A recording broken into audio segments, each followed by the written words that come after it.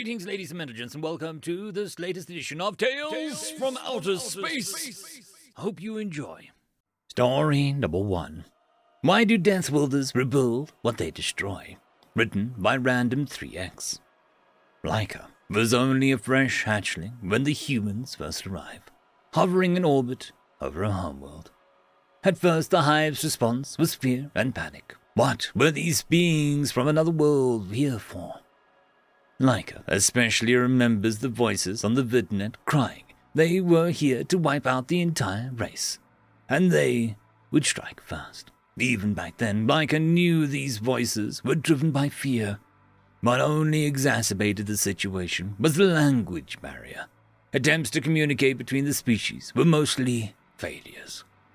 The only message was successful translation was mostly garbled, but Laika remembered her entire family watching as the Queen read aloud what had been made known.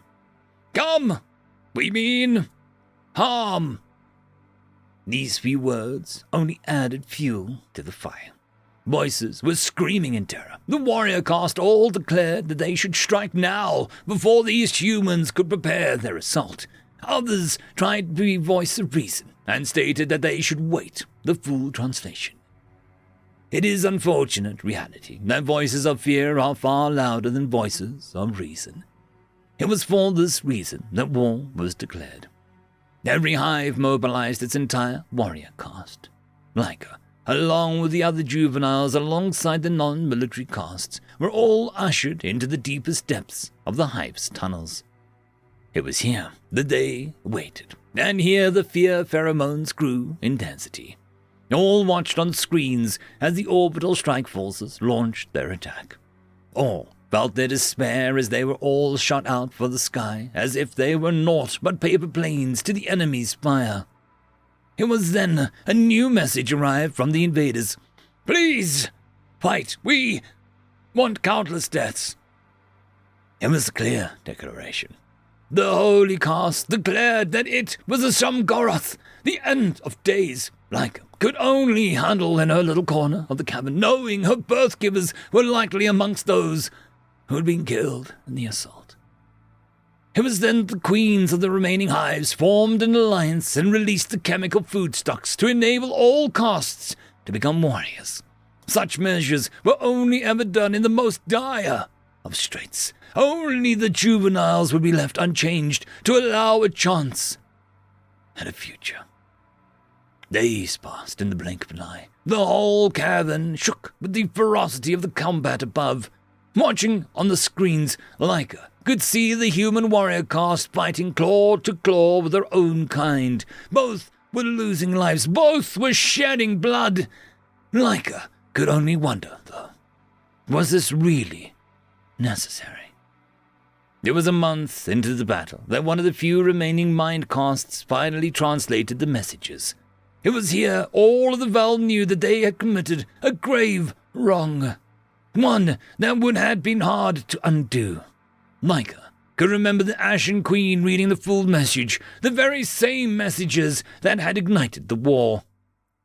"We come in peace. We mean you no harm." It was then the Queen read the second message, with such deep shame that all of the Vel felt it.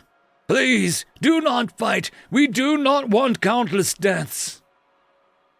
It was here the Queen announced that she would try and broker peace, though many of the few remaining felt such a thing was impossible. The humans seemed almost to adapt to warfare. Many hive cities were already rubble. Millions of lives were lost.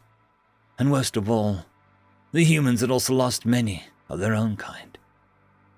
It was the opinion that, like the Vel, the humans would not forgive the wrongful deaths and seek total annihilation for those responsible. Though, the Queen decided to try, rather than fade into the night, as the one responsible for her race's destruction. The message was sent. The remaining warrior caste was withdrawn back to the lost hive city. All present prepared for the last great assault, for fire and death to rain down from the sky as it had on all other cities before. But no such death came. The humans sent a new message. "We accept your surrender."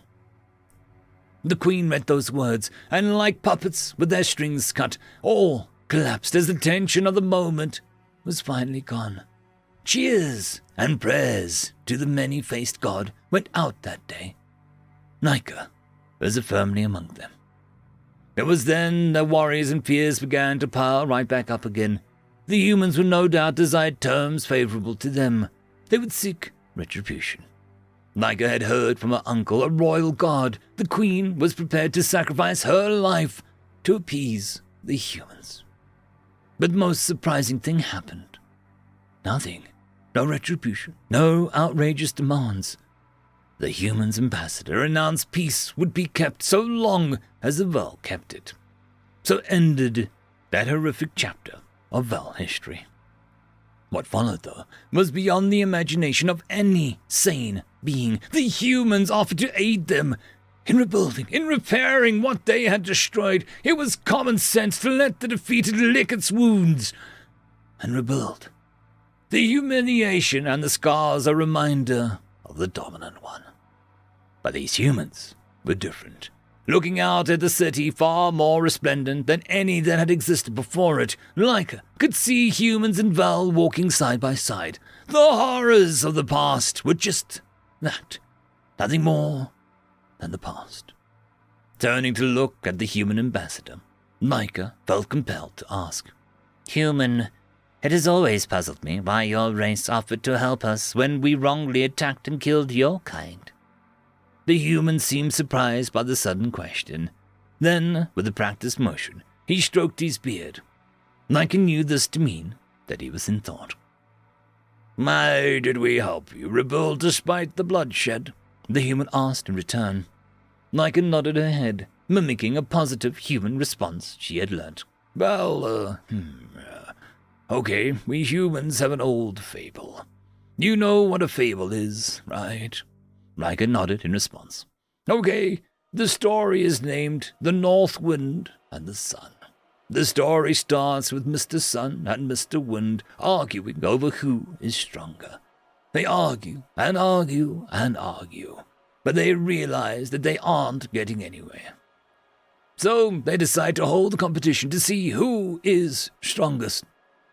Was it glorious single combat? No, Nika. You see, they noticed a human traveler with a coat. They decided whoever can get this traveler's coat off first is the strongest. So Mr. Wind blows with all his might, but the traveler just tightens up his coat and resists the force of the wind. Then it's Mr. Sun's turn. Did Mr. Sun ignite the traveler with the rays of fire? No, Nika. But kind of close, if a bit more. But no, Mr. Sun shines softly and makes the traveler warm. Warm enough that he takes off his coat willingly. Thus, Mr. Sun won. I still do not see the connection to why you aid us, Nika asked, tilting her head in confusion. The moral of the story is that you can win with kindness rather than force. We humans, by our nature, are empathetic. It's why we treat yesterday's enemies as today's friends. Because, with kindness and a little help, we can have a deeper friendship. Fascinating. Please tell me more about these fables and their meanings, Nika asked, leaning in eagerly. I'll give you my daughter's book on fables. I'm sure you will enjoy them. The human ambassador replied with a light chuckle. End of story. Story number 2. How 1 + 1 = 3. But humans are involved. Written by Slow AD 2584. Human Gilbert, I always meant to ask you about something. Do you mind? Sure, alien. Ask away. By the way, why do you always call me Human Gilbert? Oh, yes, that is because crewmate Alien Gilbert and ship Nascent AI Gilbert might get confused. So my question, are you deficient in your math? No, not really. I couldn't really be a damage control engineer if I was. What makes you say that? Oh, please, now don't get offended. I am merely curious about the flare graffiti that you have added to your spacesuit. Your tether's harness, your breaker bar. It took me some time to adapt to your particular base 10 maths, but I am fairly certain that 1 + 1 = 3 is in fact an error, is it not? Ah, that. That's just a little human engineering joke, a bumper sticker, a meme. Although I guess it works with horses and mules as well, now that I think about it. Interesting. But I do not understand. How can a being a human, or a horse, was it, make 1 + 1 = 3?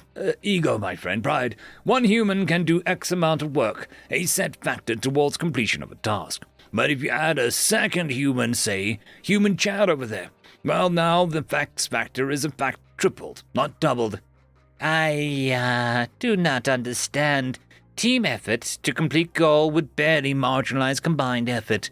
1.8 factors, by my math. Not even double return. It still makes no sense, Human Gilbert. Ah, that's where ego comes in.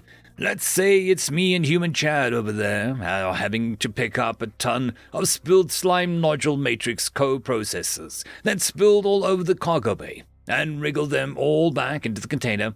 Oh, by the unholy Darkstar, don't remind me. Yeah, truly awful, you jerk. Anyways, if it was just me picking them all up, it would take 3 hours. But me and human Chad over there will finish in 1 hour. Yes, but why?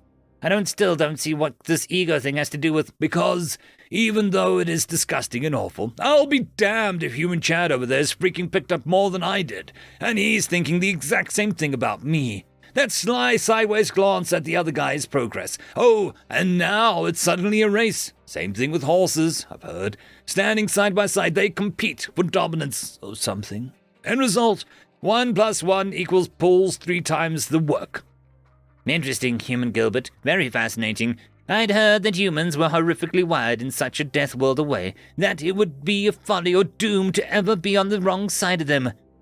I'm beginning to perceive exactly why now.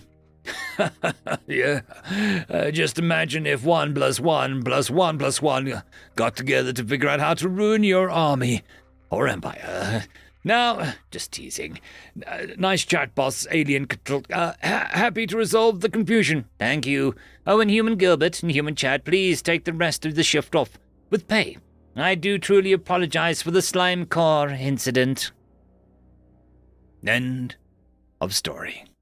I would just quickly like to thank the T5 channel members and patrons. Caspar Arnholtz, Cam Maxwell, Barkey, It's Difficult to Pronounce, Lord Azrakal, and Arcadian.